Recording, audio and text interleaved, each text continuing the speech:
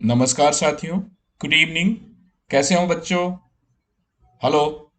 NEET UG examination 2025 से related ये video बहुत ही खास होने वाली है। तमाम पेरेंट्स और बच्चे जिस तरीके से फॉर्म्स फिलअप करते वक्त परेशानी झेल रहे हैं, और वैसे में जो कमेंट्स आ रही हैं, बहुत सारे पेरेंट्स और बच्चों को बहुत सारी दिक्कतें भी आ रही हैं। अब ये दिक्कतें क्या हैं, इस वीडियो में हम लोग समझेंगे। कंप्लीट फॉर्म फिलअप करते वक्त किन किन चीज़ों की प्रॉब्लम्स आ रही हैं। अगर अभी तक भी आपने फॉर्म्स को फिलअप नहीं किया है, तो मुझे मालूम है कि इस वीडियो से आपको वो पूरी जानकारी मिलेगी और आपकी जो भी डाउट्स हैं वो क्लियर हो जाएंगी। तो चलिए हम लोग सबसे पहले समझते हैं कि किन किन बातों पे आज गौर करेंगे, क्योंकि हो सकता है कि फॉर्म फिलअप करते वक्त आपसे कुछ गलती भी हुई हो और सबमिट कर दिया हो। अब ऐसे कंडीशन में जो भी कंफ्यूजन है, उन सारी कंफ्यूजन्स को आप करेक्शन विंडो ओपन होने से पहले क्लियर कर लेंगे, तो आपको एक बेनिफिट मिलेगा कि यदि कुछ भी अगर आपने पेपर्स गलत अपलोड किया हुआ है, तो ऐसे कंडीशन में जब करेक्शन विंडो ओपन होगा, उस टाइम आप इसे सही कर पाएंगे। अदरवाइज किसी कारण से आपके फॉर्म रिजेक्ट होते हैं, तो इस साल का एग्जामिनेशन आपके लिए टफ हो जाएगा। और ये भी मैं आपको बताऊं कि जैसे कि लास्ट ईयर 2 या 3 बार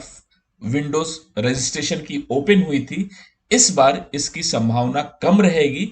मानकर चलें कि डेट का एक्सटेंशन नहीं मिलने वाला है, क्योंकि पिछली बार इन चीजों पर भी बहुत सवाल उठा था कि क्यों आखिर बार बार में रजिस्ट्रेशन का टाइमिंग को एक्सटेंड किया गया या विंडोज को ओपन क्यों किया गया था बीच में। तो चलिए हम लोग इस वीडियो को शुरू करते हैं और समझते हैं कि किन किन बातों का ध्यान रखना है जब आप फॉर्म फिलअप करते हैं। देखिए, ये लाइव सेशन है। इस लाइव सेशन में यदि आपको कोई डाउट्स हो, तो आप मुझे कमेंट कीजिएगा। मैं कोशिश करूंगा कि आपके डाउट्स को अपने इस लाइव सेशन में ही क्लियर कर दूं।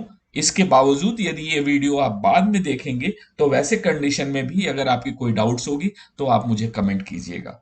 मैं आपसे ये वादा करता हूं कि इस वीडियो के देखने के बाद आपके वो सारे डाउट्स क्लियर हो जाएंगे जो फॉर्म फिल करते वक्त आपने झेला होगा या आपको परेशानी महसूस हुई होगी। कोई भी डाउट्स होगा, उस डाउट्स को भी मैं क्लियर करूंगा, क्योंकि इतनी कंप्लेंट्स और इतनी कमेंट्स आई हैं, लोगों ने पूछा है, तो मैं समझ सकता हूं कि मास लेवल पर किस तरह की कंप्लेंट्स आ रही हैं, किस तरह की परेशानी हो रही है बच्चों को। उन सारी चीजों को मैं इस वीडियो में कवर करने वाला हूं। चलिए, तो सबसे पहले मैं आपको बताऊं कि सबसे ज्यादा जो इंपॉर्टेंट इस बार है, और वो ये है कि लास्ट ईयर के फॉर्म फिलअप और इस बार के फॉर्म फिल करने के बीच में एक मेजर कंसर्न है, जो तमाम पेरेंट्स और बच्चों को ये ध्यान रखना है। और वो ये है कि जो फोटो आप अपलोड करेंगे इस सिस्टम के अंदर में, वो फोटोग्राफ्स बिल्कुल रिसेंट होना चाहिए, और उसका बैकग्राउंड वाइट। और इनफैक्ट इसके साथ साथ ये भी ध्यान रखेंगे कि जो भी आपका फेस एक्सप्रेशन है, जो आपका ड्रेस कोड है, जो मुस्टैक्स है, अगर सपोज आपका ऐसा एज है, तो ऐसे कंडीशन में आपका जो फेशियल एक्सप्रेशन है वो चेंज नहीं होना चाहिए। ये मानकर चले, ऐसा ना हो कि जो फोटोग्राफ्स अभी आप अपलोड करेंगे और एग्जामिनेशन के दिन, यानी कि 4 मई 2025 में आप जब एग्जाम देने जाएं, तो एडमिट कार्ड में जो अभी का सबमिशन फोटोग्राफ है, सबमिटेड फोटोग्राफ्स होगा, अगर उससे आपका फेशियल एक्सप्रेशन या पिक्चर्स अगर मैच नहीं करता है, तो ऐसे केसेस में आपको हो सकता है कि वहां पर एग्जामिनेशन में ना बैठने दिया जाए। तो प्यारे बच्चों, आपको क्या करना है कि जो भी आपने फॉर्म्स में अभी फोटो अपडेट किया है, अपलोड किया है, अगर करेक्शन विंडोज ओपन होती है और ये ऑप्शन आपको मिलता है कि आप फोटोग्राफ्स को चेंज कर सकें, तो ये ध्यान रखेंगे कि जो भी आपका नॉर्मल पिक्चर है, उसी पिक्चर्स को जिसमें कि 80% फेस का आपका फ्रंट फेस आना चाहिए पासपोर्ट साइज में, उस फोटोग्राफ्स को आप डिजिटली स्कैन करके रखें अपने पास और उसी फोटोग्राफ्स को अपलोड कीजिएगा। क्योंकि 80% फेस आपका मैच होना चाहिए, अप टू 99% आप मानकर चल लीजिए कि 100% आपका फेस मैच हो। जो भी आपका फेस एक्सप्रेशन है, जो भी आपके फेस का हेयर कट्स है या फिर जो भी स्टाइल है, वो बिल्कुल मैच होना चाहिए। तो ये एक बहुत बड़ी बात है, और क्योंकि एनटीए ने क्लियर कट इस पे इंस्ट्रक्शन दिया हुआ है कि NEET UG 2025 face mismatch, you are out.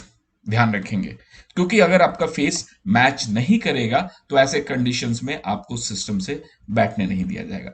उसी के साथ साथ आपका बायोमेट्रिक, बायोमेट्रिक के बारे में भी मैं आपको बताऊं कि ये क्यों इंपॉर्टेंट है इतनी चीजें।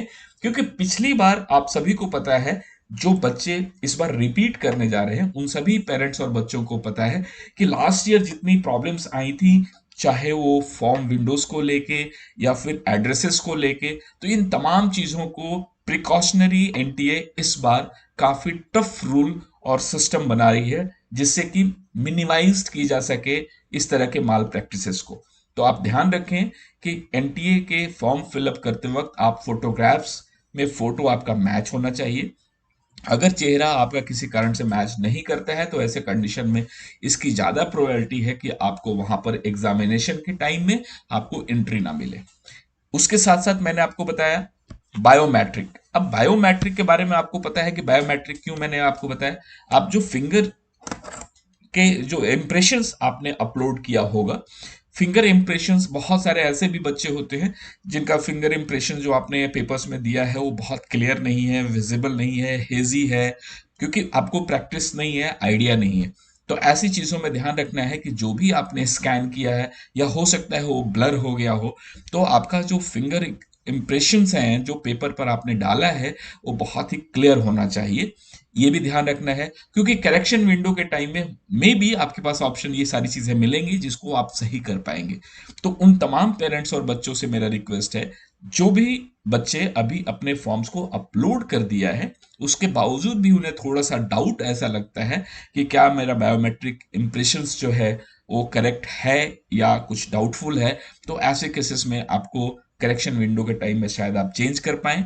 फिर फेस के बारे में भी मैंने आपको क्लियर कट बताया कि फोटोग्राफ्स आपका वही होना चाहिए जैसा आप नॉर्मल वे में दिखते हैं, या फिर ये मानकर चलें कि एग्जामिनेशन के दिन आपका फेस एक्सप्रेशन या फेशियल जो पोजीशन होगा वैसा ही फोटोग्राफ्स आपको अपलोड करना है। क्योंकि ये ध्यान बहुत ज्यादा जरूरी है, क्योंकि बार बार एनटीए ने अपने नोटिसेस में भी और जो उनके प्रोस्पेक्टस आई हैं जिसमें गाइडलाइंस हैं आपके फॉर्म्स फिलअप करने के, उसमें क्लियर कट ये लाइंस दी हुई हैं बायोमेट्रिक के बारे में, फेस एक्सप्रेशंस के बारे में। इन दो चीजों की बात आपको ध्यान रखनी है। अब नेक्स्ट हम लोग बात करने वाले हैं, और वो बात करने वाले हैं कि आप जब फॉर्म फिलअप करने जाते हैं तो ऐसे कंडीशन में कुछ चीज़ों की बात आती है। जैसे कि सबसे पहले मैं आपको बताऊं कि जब भी आप फॉर्म फिलअप करते हैं तो क्या क्या दिक्कतें आपको आती हैं। बहुत सारे बच्चों ने ऐसे कंप्लेंट्स की या फिर पूछा मेरे से कि क्या सर मैं आधार से अपडेट कर लूं, या आधार मेरा अपडेट नहीं हो पा रहा है, या मेरे पास आधार नहीं है। तो आपको ये भी पता है कि सुप्रीम कोर्ट ने ही गाइडलाइन दिया है कि आधार मैंडेटरी नहीं है। तो आपकी आईडी प्रूफ के लिए बहुत सारे अल्टरनेट्स पॉइंट्स हैं जहां पर आप वो पॉइंट्स डालकर आप अपने फॉर्म्स को प्रोसेस कर सकते हैं, फॉर्म फिलअप कर सकते हैं। तो ध्यान रखिए कि अगर आपने जिस कंडीशन में भी आपने फॉर्म को फिलअप किया है, फॉर्म फिलअप करने के बाद आपने पूरी कंप्लीट की है सबमिशंस, उसके बावजूद भी यदि कोई कंफ्यूजन आपको रहता है, अगर आधार आपके पास है तो आधार आपके लिए भी बेहतर है, क्योंकि उससे ऑथेंटिसिटी ज्यादा आती है। जब क्योंकि मैं आपको बताऊं, ऐसे पास्ट जो एक्सपीरियंसेस हैं, अभी आपके फॉर्म्स अगर एक्सेप्ट भी हो जाते हैं, जब एग्जामिनेशन सेंटर्स पर आप जब एग्जाम देने के लिए जाते हैं तो वहां पर जो एंट्रीज लेवल पे जो आपकी आइडेंटिटी चेक की जाती है, वहां पर कुछ चीजों की प्रॉब्लम्स आती हैं यदि आपके पास आधार जैसी आइडेंटिटी नहीं होती है। तो वैसे कंडीशन में आपसे वो पूछा जाएगा कि ये मैच नहीं कर रहा है, इसमें फोटोग्राफ्स प्रॉपर नहीं है, अपडेट नहीं है। तो तमाम ऐसी सिचुएशन से अगर आप बचना चाहते हैं, क्योंकि वो दिन आपके लिए बहुत इंपॉर्टेंट होता है, क्योंकि उस दिन आपका एग्जामिनेशन और इतना मेंटल प्रेशर होता है, और इस तरह की दिक्कतें अगर आपको एग्जामिनेशन हॉल में जाने से पहले गेट पर अगर आपको फेस करना पड़े तो नो डाउट आपके लिए ये बेहतर नहीं होगा। तो मेरी रिक्वेस्ट आप तमाम बच्चों और पेरेंट्स से है कि यदि इस तरह की कोई कंफ्यूजन्स रहती है तो आपको अलर्ट रहना है कि ऐसी सिचुएशन उस दिन ना आए जिस दिन आपको एग्जामिनेशन देने जाना हो। तो बच्चों, आपका अगर आधार पुराना बना हो, स्कूल के टाइम में बना हो, बहुत पहले का हो, अपडेटेड ना हो, तो बहुत ही इजी वे में ऑनलाइन जाकर आप अपडेट करा सकते हैं, या फिर कोई ऐसे जो सेंटर्स हैं जहां पर आधार के लिए अपडेशंस होती हैं, वहां पर जाकर अपने फोटोग्राफ्स को आप जरूर अपडेट करा लें, क्योंकि वो एक ऐसी पहचान जहां पर एग्जामिनेशन हॉल में एंट्री से पहले आपसे पूछा जाएगा, और अगर वो आप आईडी में आधार दिखाते हैं तो इट्स परफेक्ट, क्योंकि आधार के अंदर में आपकी आईडी यानी कि एड्रेस प्रूफ और पर्सन की आइडेंटिटी दोनों वेरीफाइड हो जाती है। तो ऐसे कंडीशन में आधार एक बेस्ट डॉक्यूमेंट्स है जब अपनी आइडेंटिटी को प्रूव करना चाहते हो। तो ऐसे कंडीशन में लेकिन ये ध्यान रखें कि उसमें जो फोटोग्राफ्स है वो आपका लेटेस्ट हो। तो बेस्ट है, अगर 50 रुपीज या 100 रुपीज के आसपास चार्जेस होती हैं, आप उसमें फोटोग्राफ्स जो है वो लेटेस्ट आप अपडेट करा लें। ये तो रही बात आपके आईडी प्रूफ्स को लेके, क्योंकि आईडी प्रूफ्स आपके लिए बहुत इंपॉर्टेंट होगा, चाहे वो फॉर्म फिलअप करते वक्त रहा हो या फिर एग्जामिनेशन सेंटर पर। अब अगर हम लोग बात करें नेक्स्ट, और वो क्या है कि जब एनटीए के फॉर्म्स में जब आप जाते हैं तो जो फोटोग्राफ्स का मिसमैच वाली बात थी वो मैंने आपको बताई। फेस वेरिफिकेशन बहुत ज़्यादा ज़रूरी है, क्योंकि ये न्यू रूल्स है इस बार, और बहुत ही इंपॉर्टेंट रूल है। ये भी ध्यान रखना है कि जो फोटोग्राफ्स आपने अपलोड किया है उस फोटोग्राफ्स में 80% आपका फेस को कैप्चर करता हो, 20% में आपके शोल्डर्स हो या फिर lower part of your face या हेड। तो ये ध्यान रखना है इन चीजों को। और अब इसके बाद ये जिसकी चर्चा मैंने ऑलरेडी आपको बता दिया है, क्योंकि ये लाइव सेशन में बहुत सारे पेरेंट्स और बच्चों के डाउट्स भी होते हैं, तो कोई अगर इनफैक्ट अगर कोई स्पेसिफिक डाउट्स या कुछ क्वेरीज है तो आप मुझे कमेंट करके पूछिए, मैं कोशिश करूंगा कि इस लाइव सेशन के साथ ही आपको उसके डाउट्स को क्लियर करूं। बहुत सारे और भी टॉपिक्स हैं डोमिसाइल को लेके, या फिर आपके ओबीसी सर्टिफिकेट्स, ईडब्ल्यूएस सर्टिफिकेट्स, या फिर जो भी चीजें हैं उन सारी चीजों को भी मैं इस वीडियो में शेयर करने वाला हूं, आपसे डिस्कस करने वाला हूं।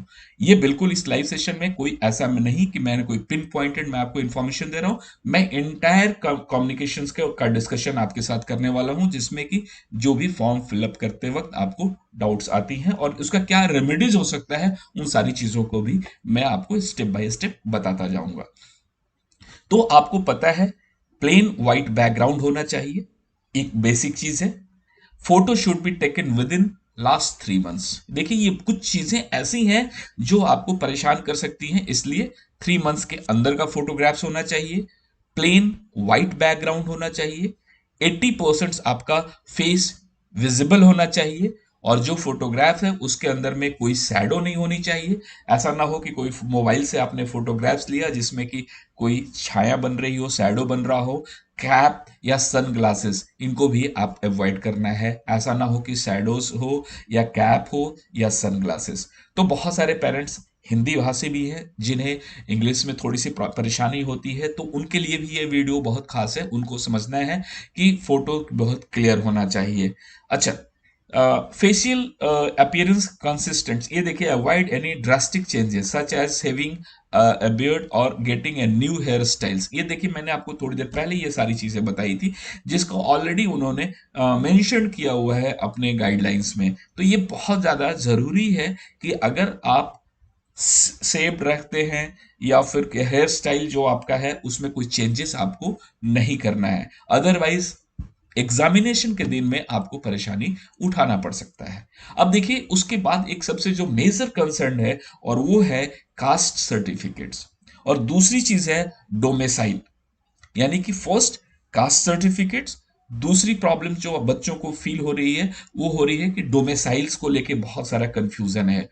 फिर क्रॉसपॉन्डेंस एड्रेस एंड परमानेंट एड्रेसेस। अब देखिए ये दो चीजें और भी है, मैं आपको बताऊं।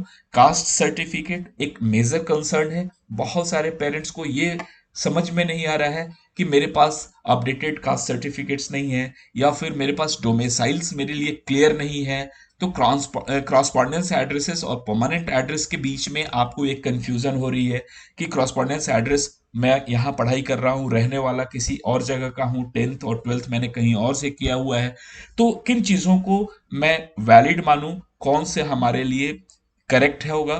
तो ये टॉपिक भी मैं सारा डिस्कस करने वाला हूँ।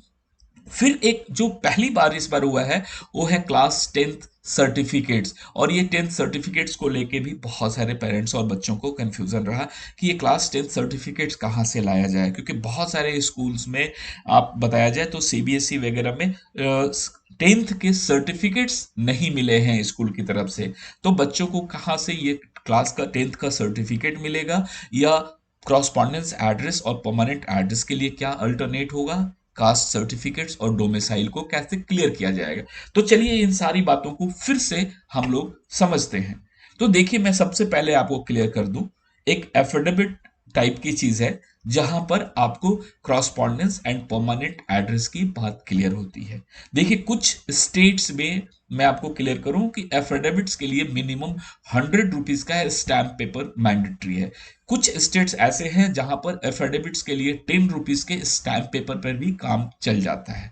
तो आप ध्यान रखेंगे, आप अपने अपने स्टेट के हिसाब से इस एफिडेविट को फॉर्म को क्रिएट कर सकते हैं। जैसे कि यहाँ पर देखिए एफिडेविट का एक फॉर्मेट है, आप अगर चाहें तो जिन बच्चों को जरूरत हो तो इसको स्क्रीनशॉट ले लीजिए और ऐसे ही आप मैटर्स को टाइप करके आप इसे एफिडेविट के रूप में यूज कर सकते हैं। क्योंकि आपको यह भी पता है कि क्रॉसपॉन्डेंस एंड परमानेंट एड्रेस के लिए एक सिंगल कॉलम है, वहीं पर आपको पूरी डिटेल देनी है। तो बेहतर होगा कि एफिडेविट जब आप बना रहे हो तो क्रॉसपॉन्डेंस एड्रेस के लिए एफिडेविट आप बना रहे हैं, साथ में ही आप परमानेंट एड्रेस को भी इंक्लोज कर देते हैं, तो एक आपके लिए एक बेहतर डॉक्यूमेंट्स तैयार होकर आता है।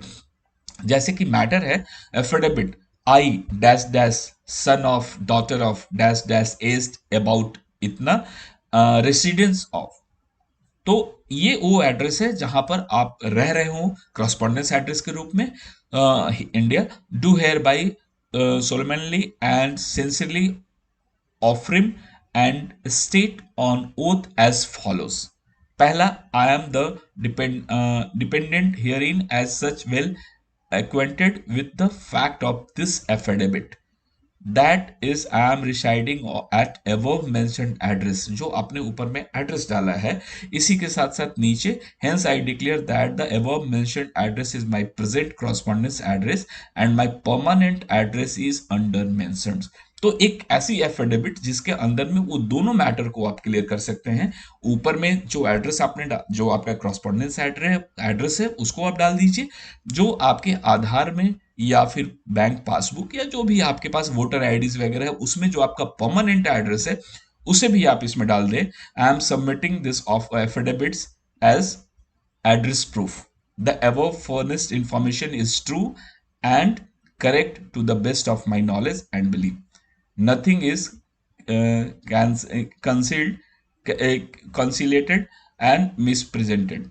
तो आप एक समझ लीजिए कि ये इंफॉर्मेशन आपने डिक्लेयर कर दिया और इसे आप नोटराइज्ड करा दीजिए, अटेस्टेड करा दीजिए, और इस फाइल में इस पेपर को ओरिजिनली स्कैन करके इसके साथ साथ जो आपका परमानेंट एड्रेस का जो भी डॉक्यूमेंट्स है लाइक आधार, वोटर आईडी या कोई और एड्रेस प्रूफ से रिलेटेड चीज आपके पास है उसको आप इसके साथ क्लब कर दीजिए, और क्लब करके आप सिंगल पीडीएफ बनाइए और पीडीएफ की जो साइज वहां पर डिजायर्ड रिक्वायर्ड है उसमें आप एंट्री कर दीजिए। ये ध्यान रखेंगे कि हर एक स्टेट्स का एफिडेविट के लिए मिनिमम अमाउंट अलग अलग होता है, नॉर्म्स के हिसाब से, स्टेट नॉर्म्स के हिसाब से। अगर आप यूपी, बिहार, दिल्ली या फिर राजस्थान, पंजाब किसी अदर स्टेट्स के हैं तो हर एक स्टेट्स में मिनिमम एफिडेविट्स की अमाउंट्स डिसाइडेड है। आप एडवोकेट से बात कर सकते हैं, उसके हिसाब से इसी फॉर्मेट को आप उस पर प्रिंट कराइए, अटेस्टेड कराइए, पीडीएफ में कन्वर्ट कीजिए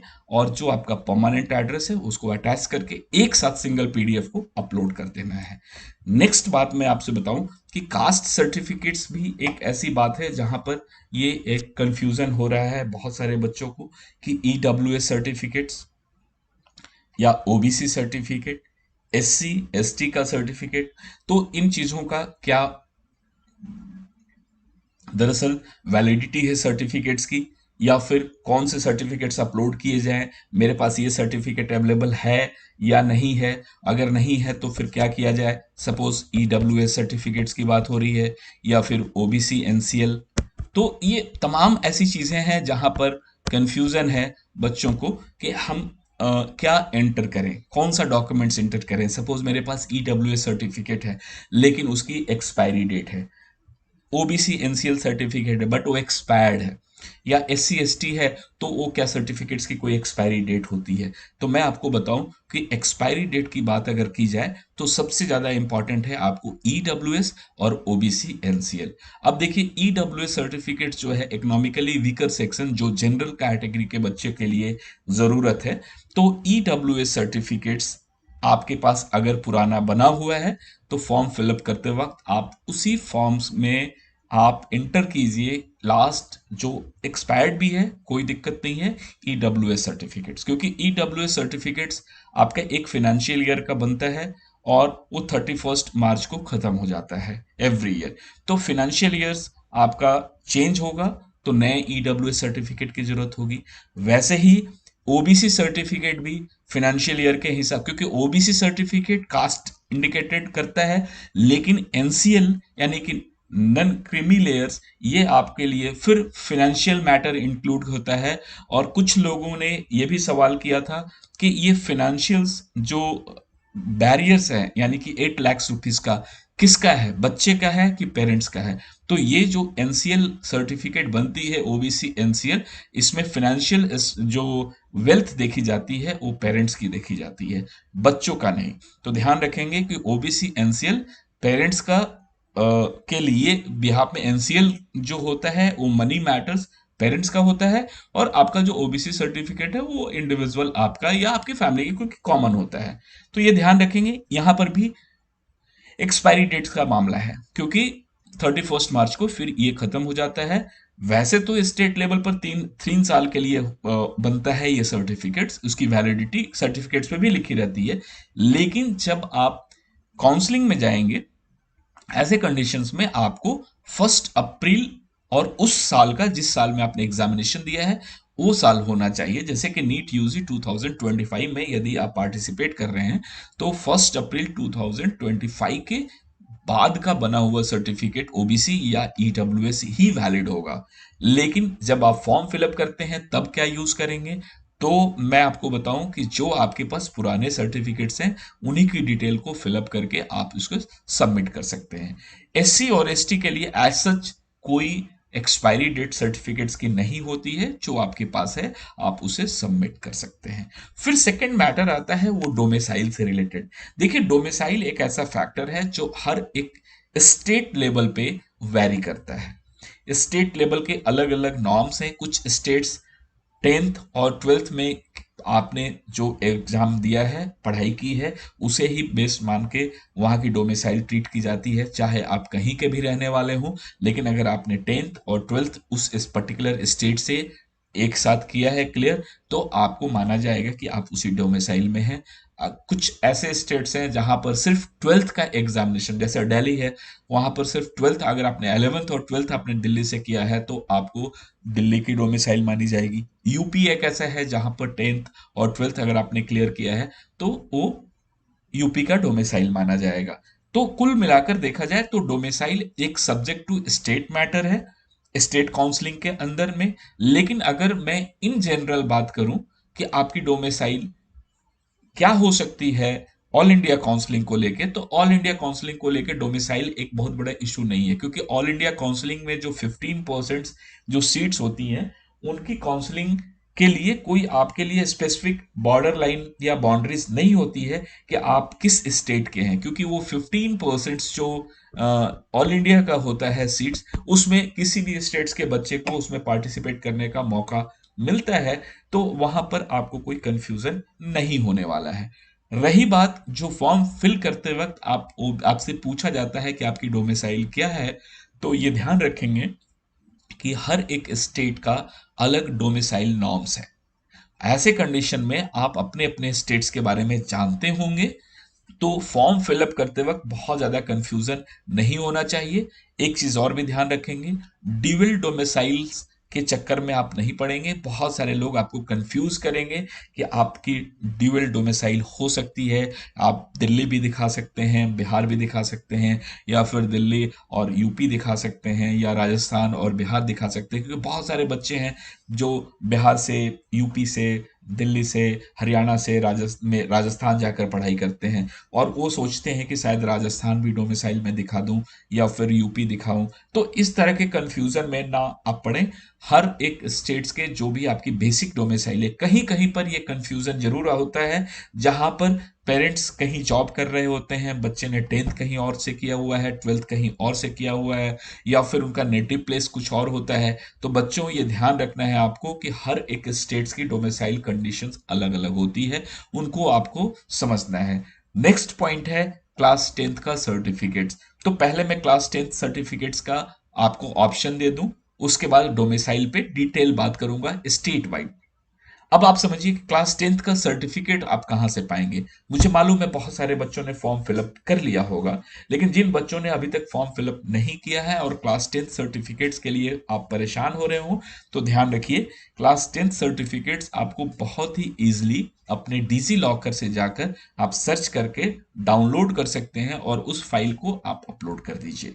तो ध्यान रखिए, अगर आपको 10th का सर्टिफिकेट नहीं है, आप सीबीएसई बोर्ड से हैं, तो अगर आपके पास 10th का सर्टिफिकेट नहीं है, मार्कशीट डिफरेंट चीज है, सर्टिफिकेट डिफरेंट है। सर्टिफिकेट्स एक अलग कॉपी होती है और मार्कशीट एक अलग होती है। जो लास्ट ईयर तक मार्कशीट्स की ही डिटेल मांगी जाती थी, लेकिन इस बार सर्टिफिकेट्स मांगी जा रही है क्लास 10th की। तो ऐसे कंडीशन में जिन बच्चों के पास नहीं है, वो बच्चे अपने डिजी लॉकर को लॉग इन करें और वहां से क्लास 10th सर्टिफिकेट्स को डाउनलोड करें।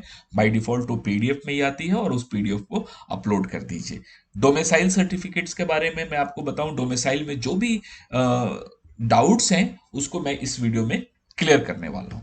देखिए क्या होता है कि स्टेट काउंसलिंग में ही आपको डोमिसाइल को लेके इश्यूज आती हैं, क्योंकि all India counselling open to all होता है। इंडिया की अगर आप हैं तो सारे के सारे बच्चे आप ऑल इंडिया काउंसलिंग में पार्टिसिपेट कर सकते हैं। एनआरआई कोटा के बारे में आप सभी को पता है कि एनआरआई कोटा एक डिफरेंट इशू है, क्योंकि उसमें भी वो private medical college, deemed colleges में जहां पर एनआरआई कोटाज हैं, वहां पे आप उसके लिए आपकी एलिजिबिलिटी बनती है, उसके लिए एफिडेविट होगा, आपके स्पॉन्सरशिप्स होंगी, और जो स्पॉन्सर करते होंगे उनकी डिटेल्स वगैरह होती हैं, तो वहां पर आपके वो प्रॉब्लम्स दूर होंगे।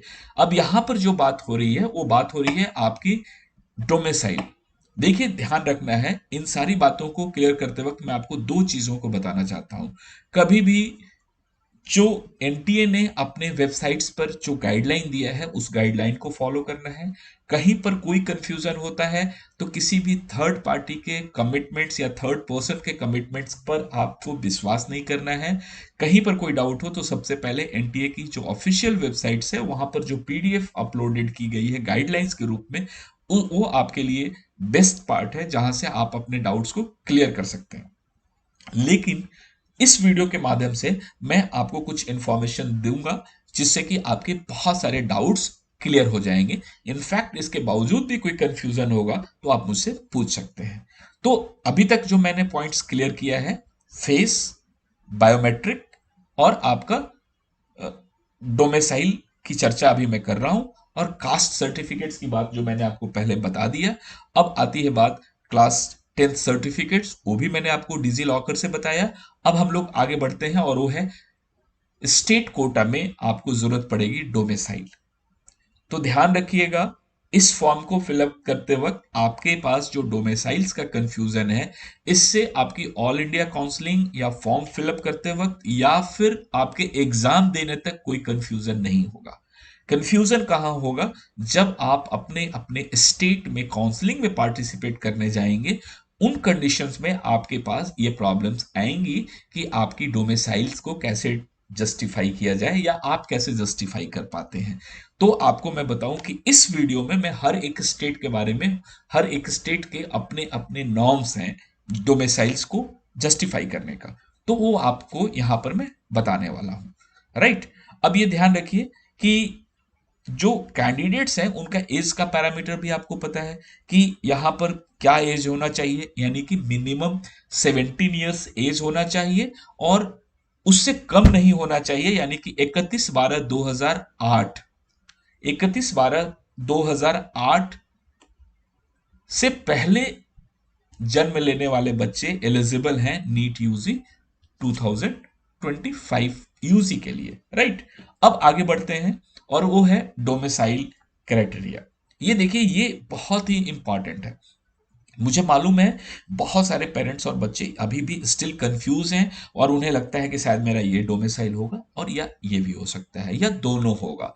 तो आप बेहतर की तलाश में रहते हैं, कहीं कहीं कंफ्यूजन भी होता है। आपको मैं ये भी एक बता दूं कि लास्ट ईयर बहुत सारे बच्चों को ड्यूअल डोमिसाइल के चक्कर में कॉलेज अलॉट होने के बाद, एडमिशन होने के बाद भी उनके एडमिशन को कैंसिल किया गया था। तो प्यारे बच्चों, आप ध्यान रखेंगे, इस तरह की चीजों में आपको नहीं पढ़ना है। अगर आप कंफ्यूजन में रहेंगे तो आपके करियर के साथ परेशानी हो सकती है। तो आप नीट, जैसा नीट है तो NEET है, अगर NEAT आप समझें, यानी कि आप अपनी तरफ से बिल्कुल क्लियर रहिए, साफ रहिए, तो कोई कंफ्यूजन मुझे नहीं लगता है कि आपको मिलने वाला है।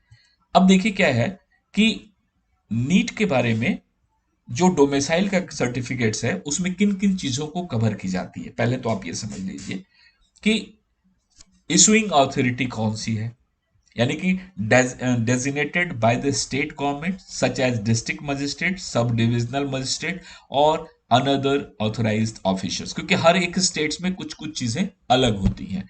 तो आपका जो सर्टिफिकेट होगा डोमिसाइल सर्टिफिकेट, उसमें यह देखना है कि उसकी इशुइंग अथॉरिटी कौन है, क्योंकि उसका डिजिटल सिग्नेचर्स आपको मिलेगा। फिर सर्टिफिकेट्स की टाइटल क्या होगी, उसमें लिखा होगा डोमिसाइल सर्टिफिकेट्स, यानी डोमिसाइल आवासीय। कैंडिडेट्स डिटेल, अब उसमें क्या क्या होता है देखिए, फादर्स नेम्स, मदर्स नेम अगर जरूरत हुई तो, permanent address, complete address including village, town, district, state and pin code. ये ध्यान रखिएगा, क्योंकि जो भी बच्चों के पास डोमिसाइल सर्टिफिकेट्स हैं उसमें जैसे EWS है, ये तो इकोनॉमिकली वीकर सेक्शंस के लिए है, लेकिन OBC NCL है तो वहां पर देखिए डोमिसाइल जो आपके कैटेगरीज हैं उसमें ही आपका ये भी लिखा रहता है एड्रेसेस क्या है। तो इन सारी चीजों को ध्यान में रखना है। इसके बाद है domicile category, basis of claiming domicile such as residency, duration और पेरेंट ऑक्यूपेशन। ये ध्यान रखना है, ये सारी चीजें डोमिसाइल यानी कि आप किस स्टेट से बिलोंग करते हैं, इन चीजों को डिस्कस करने के लिए इन सारे मैटर्स को उसमें रहता है। अच्छा, स्टेटमेंट बाय द एप्लीकेंट और parent guardian confirming the accuracy of to provided information, authorise signatories and signatures with seal और स्टैम्प। ये तो बेसिक फॉर्मेट है। अब नेक्स्ट आते हैं कि ये क्या, वेस्ट बंगाल जैसे एक स्टेट है। अब वेस्ट बंगाल एक ऐसा स्टेट जहां पर आपको वहां पर क्या क्राइटेरिया है, एक थोड़ा आपको समझने से एक आइडिया लग जाएगा कि इसी तरीके से इंडिया में जो इतने तमाम स्टेट्स हैं, हर एक स्टेट्स में जो कंडीशंस हैं वो डिफरेंट डिफरेंट है। तो चलिए, सबसे पहले मैं जो स्टेट ले रहा हूं वो ये ले रहा हूं, वेस्ट बंगाल। अब देखिए पहला कंडीशन है, residing in West Bengal continuously for at least 10 years. अब देखिए, जो वेस्ट बंगाल में अगर आप रह रहे हैं और आपने 10th और 12th किया है अगर वेस्ट बंगाल से, तब भी आप वहां के डोमिसाइल को प्रूफ नहीं कर पाएंगे। यदि आप ओरिजिनली कहीं अदर स्टेट्स के हैं और आप वेस्ट बंगाल में सिर्फ आपके बच्चे ने 10th और 12th किया है, उसके बावजूद भी आप वेरीफाई का नहीं हो सकता है। Passing 10+2 examination from West Bengal while residing there for 10 years. Second condition देखिए, parents permanent residents of West Bengal living continuously in the state for 10 years. अब ये चीजें अगर आपके पास रहेंगी तो आपके बच्चे को ये पैरामीटर मिलने वाला है कि आपकी डोमिसाइल वेस्ट बंगाल है। क्योंकि वेस्ट बंगाल में प्राइवेट मेडिकल कॉलेजेस हैं और उन प्राइवेट मेडिकल कॉलेजेस में भी सेमी गवर्नमेंट टाइप के कुछ फीस लोअर साइड्स में है, जो वेस्ट बंगाल डोमिसाइल के बच्चों के लिए ही है। तो वैसे कंडीशन में आपकी डोमिसाइल बहुत ज़्यादा मैटर करता है। तो ये ध्यान रखेंगे कि यूपी, वेस्ट बंगाल, बिहार, दिल्ली, राजस्थान या अदर साउथ के भी स्टेट्स, तेलंगाना, आंध्रा, कर्नाटका, इन हर स्टेट्स के अलग अलग क्राइटेरिया हैं जिनको हम लोग यहाँ पर देखने वाले हैं। अब देखिए उत्तर प्रदेश की बात की जाए, native of UP with a fathers who is in resident of UP, ये एक parameters. Parents living in UP for a minimum 3 years, candidates passing 10th and 12th from UP don't need a domicile certificates। समझ रहे हैं मेरी बात? Native place आपका UP होगा with the fathers who is resident of UP, parents living in UP for a minimum of 3 years, और candidates passing 10th and 12th from UP don't need domicile certificates. यानी कि यदि 10th और 12th अगर आपने UP से किया है तो आपको कोई अलग से डोमिसाइल सर्टिफिकेट बनवाने की जरूरत नहीं है। Candidates passing either 10th or 12th from UP need to furnish UP residence proof of parents। अगर आपने 10th या 12th यूपी से किया है तो ऐसे कंडीशन में आपको रेसिडेंट आपको यानी कि डोमिसाइल सर्टिफिकेट्स यानी कि रेसिडेंस प्रूफ पेरेंट्स का चाहिए आपको यूपी में प्रूफ करने के लिए। इसी तरीके से अगर हम लोग उत्तराखंड की बात करें तो देखिए permanent residents of Uttarakhand passing class 10th and 12th from with in the state, candidates not permanent residents but passing classes 10th and 12th from the within Uttarakhand, and permanent residents of Uttarakhand passing classes 10th and 12th from outside the states। ये points है आपके उत्तराखंड के लिए। इसी तरीके से आपका Tripura, permanent residents of Tripura for last 10 years or more, children of all India services officers born in Tripura cadre, children of states government employees posted outside Tripura for at least 3 years, ex-servicemen or children thereof staying in Tripura last 5 years, children of defense personnel hailing from Tripura staying in the state of for 5 years। इसके बाद देखिए ये त्रिपुरा के बाद तेलंगाना, तेलंगाना के बारे में देखिए कि local area candidates from Telangana are eligible for 85% reservations. They must need one of the following, studied in the local area of for a minimum of 4 consecutive years, यानी कि 4 लगातार साल आपने यहां से आपने पढ़ाई की हो। resided in the local area for a minimum of 4 consecutive years, studies in the state for 7 consecutive academic years, and not regarded as a local candidates under the first 2 criteria। ये एक पैरामीटर है आपके Telangana candidates के लिए। Tamil Nadu, bona fide resident of Tamil Nadu, आप तमिलनाडु के हैं तो आप उसकी एलिजिबिलिटी आपकी बनती है। Completed schooling from 6 to 12th from Tamil Nadu requiring no nativity certificates. ये देखिए तमिलनाडु में बिल्कुल अलग है कि अगर आपने 6 से 12 तक अगर आपने वहां से स्कूलिंग किया है तो आपको नेटिविटी सर्टिफिकेट्स की कोई जरूरत नहीं है। इसके बाद है कैंडिडेट्स पार्शियली और fully completing schooling from 10th to 12th outside Tamil Nadu need to submit copies of parents' documents and an undertaking stating that they haven't applied as a natives of any other states।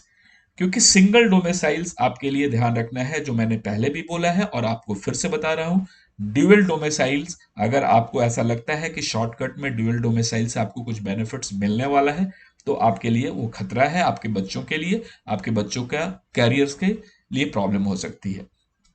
NRIs and PIO candidates eligible under management quota must meet governments of India under ये / government of Tamil Nadu regulations। तो NRIs की बात भी मैंने आपको बताई थी पहले।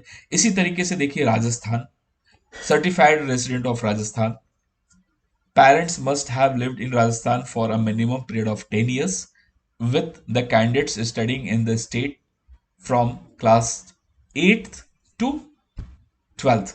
तो आपको याद होगा कि राजस्थान में बहुत सारे पेरेंट्स और बच्चे बाहर के अदर स्टेट्स वाले 8th क्लास से एंट्री राजस्थान में कराते हैं क्योंकि वहाँ कोचिंग्स भी हो जाती हैं और 8th टू 12th तक वहीं पर बच्चे पढ़ते हैं, तो उनकी डोमिसाइल राजस्थान हो जाती है। लेकिन मैं ये भी आपको बताऊं कि राजस्थान के डोमिसाइल से कोई भी बहुत ज़्यादा आपको बेनिफिट्स नहीं मिलने वाला है, क्योंकि राजस्थान स्टेट्स का जो 85% में जो काउंसलिंग की जाती है, वहाँ के कॉलेजेस की कट ऑफ गवर्नमेंट कॉलेज की बहुत हायर साइड होती है। तो इनफैक्ट जो भी पेरेंट्स और बच्चे ये सोच रहे हों कि राजस्थान की डोमिसाइल आप अगर प्लान करके आप वहाँ एडमिशन लेते हैं, तो कोई बहुत ज़्यादा बेनिफिट्स नहीं मिलने वाला है, क्योंकि वहाँ के जो स्टेट्स कॉलेजेस की जो कट ऑफ होती है काउंसलिंग में गवर्नमेंट कॉलेजेस की, बहुत हायर साइड होता है। अच्छा, parents serving retired employees of the government of Rajasthan with at least 3 years of services on the last date of submission of the application. ये आपको क्लियर होना चाहिए। Natural child of serving retired defence paramilitary personal originating in Rajasthan but posted anywhere in India. Natural child of a permanent serving defense personnel posted in Rajasthan on the last date of submission of the application.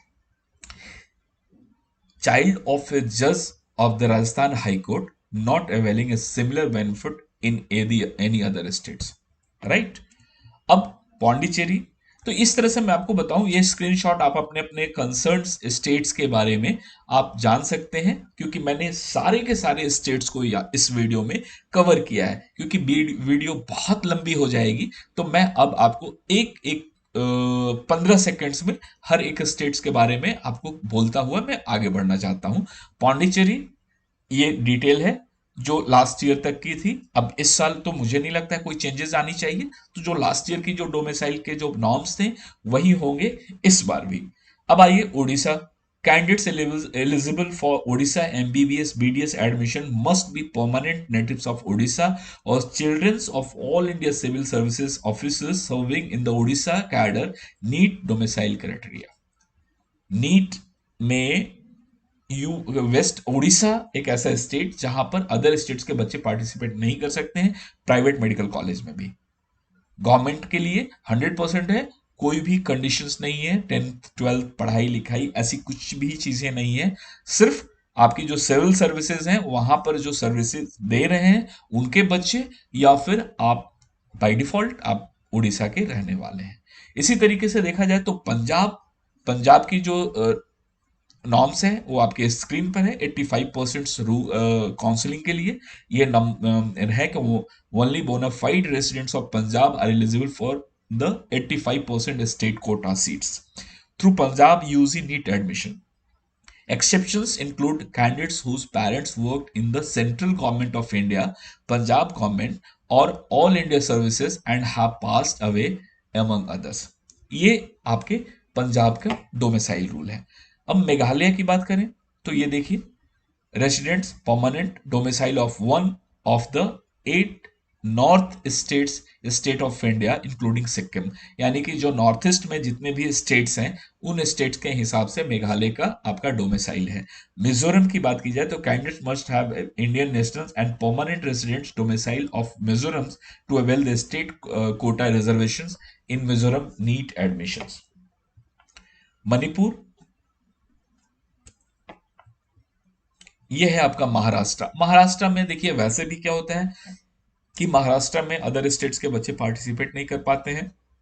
A type, B type, C type, D type, अलग अलग parameters हैं और हर parameters में हर categories पे type पे अलग अलग बच्चों को रिजर्वेशंस की पॉलिसीज दी हुई हैं। तो महाराष्ट्र भी थोड़ा कॉम्प्लिकेटेड डोमिसाइल पैरामीटर्स हैं, वो आप देख सकते हैं। MP, children of freedom fighters, wards of defense personnel, candidates whose parents work with the government of India and are posted in Madhya Pradesh.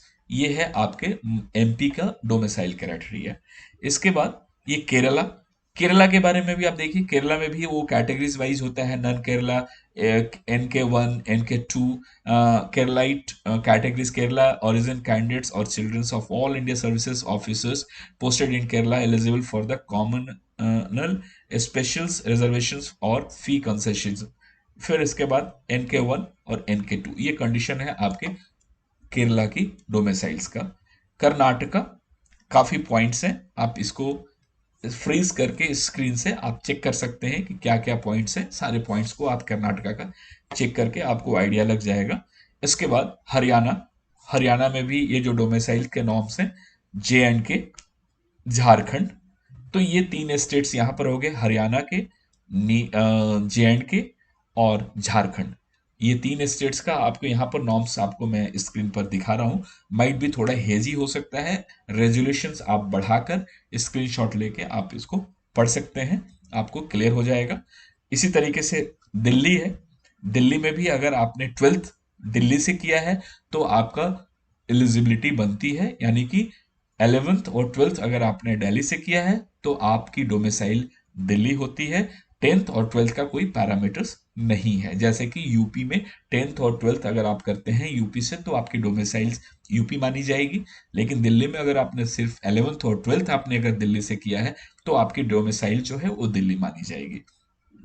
NEET domicile for Goa and Gujarat, ये तीन स्टेट्स यहां पर भी मैंने कवर किया आपको, दिल्ली का, दूसरा गोवा और तीसरा गुजरात का।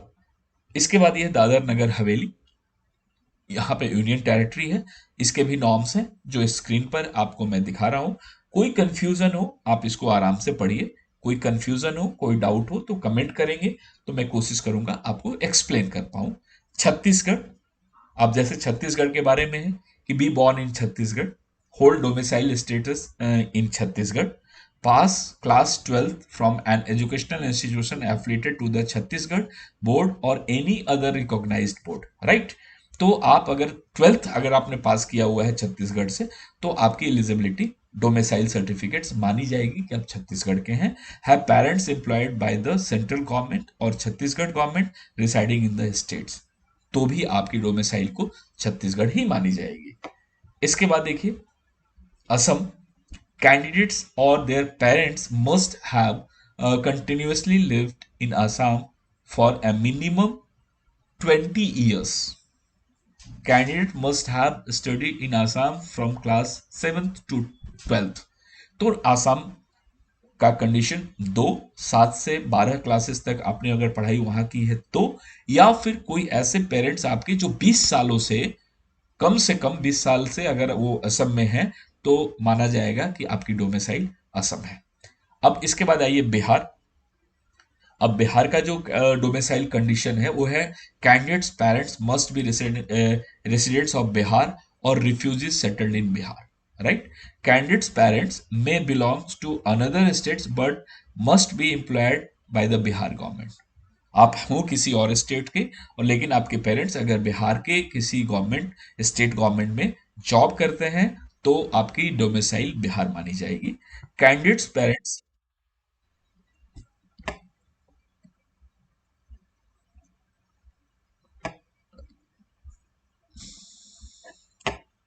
जस्ट अ मिनट,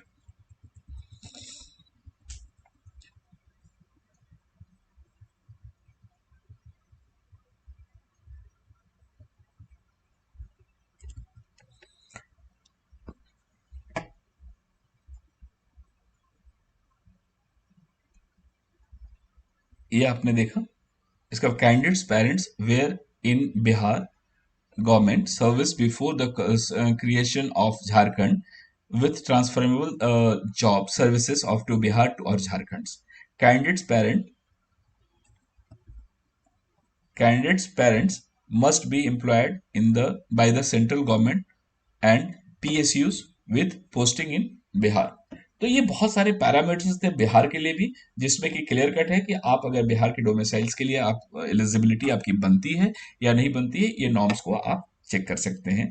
इसी तरीके से एपी है, Arunachal Pradesh, 80% seats are reserve for APST categories, Arunachal Pradesh scheduled tribes, 20% of seats are allocated for non-APST candidates including children of non-APST states government employees। ये अरुणाचल प्रदेश वाले बच्चों के लिए ये नॉर्म्स है डोमिसाइल का, आप इसको देख लीजिए। तो मैं आपको इस वीडियो में उन तमाम स्टेट्स की डिटेल बताई आपके डोमिसाइल से रिलेटेड। इस वीडियो में मैंने आपसे ये भी बताया कि आपका फेस जो फोटोग्राफ्स आप यूज कर रहे हैं फॉर्म में वो कैसा होना चाहिए। EWS सर्टिफिकेट्स या ओबीसी एनसीएल सर्टिफिकेट्स आपने आपके पास अगर वैलिड नहीं है, पुराने सर्टिफिकेट्स की डिटेल आपने डाल दिया है, ये भी आपको पता है कि जब फॉर्म सबमिशन का डेट खत्म हो रहा है 7 मार्च को, उसके बाद 3 दिनों के लिए करेक्शन विंडो ओपन होगा। इन द मीन टाइम यदि आपने अपने वैलिड ओबीसी सर्टिफिकेट या ईडब्ल्यूएस सर्टिफिकेट बनवा लिया हो तो उसको अगर नहीं बनवाया हो तो बनवा लें, और करेक्शन विंडो जब ओपन होता है तो उसे आप अपडेट कीजिए। साथ ही साथ मैं आपको यह भी बताऊं कि इसके बाद आपके एग्जामिनेशन मोड में तो कोई परेशानी नहीं होगी, रिजल्ट्स आएंगी और जब काउंसलिंग स्टार्ट होगी तो वैसे कंडीशन में आपके पास चाहे वो ओबीसी सर्टिफिकेट एनसीएल वाली हो या ईडब्ल्यूएस सर्टिफिकेट हो, ये दोनों सर्टिफिकेट्स आपके 1 अप्रैल 2025 के बाद के बने होने चाहिए। तो आप अपने अपडेटेड सर्टिफिकेट्स आप अभी बनवा लें, सिर्फ करेक्शन विंडो ओपन होने वक्त आप उसे अपडेट कर दें, लेकिन 1 अप्रैल 2025 के बाद की सर्टिफिकेट की जरूरत पड़ेगी आपको काउंसलिंग में। तो बच्चों ये पूरी डिटेल आपको मैंने इस वीडियो में बताया। कुछ चीजें अगर रह गई हो तो मुझे कमेंट करके मुझसे पूछ सकते हैं। ये वीडियो आपको कैसी लगी मुझे कमेंट कीजिएगा। आप किस स्टेट से इस वीडियो को देख रहे हैं ये भी मुझे कमेंट कीजिए। किस तरह की वीडियो आपको फ्यूचर में चाहिए मेरे इस चैनल पर, ये भी आप मेरे साथ शेयर कर सकते हैं। हमारे चैनल पर नए हैं तो चैनल्स को सब्सक्राइब कीजिए, इस वीडियो को मैक्सिमम लोगों तक शेयर कीजिए। काउंसलिंग से रिलेटेड सारी जानकारी आपको मेरे इस चैनल पर हर समय मिलती रहेगी। Thank you, best of luck for NEET UG 2025 all aspirants. Thank you, best wishes, good night.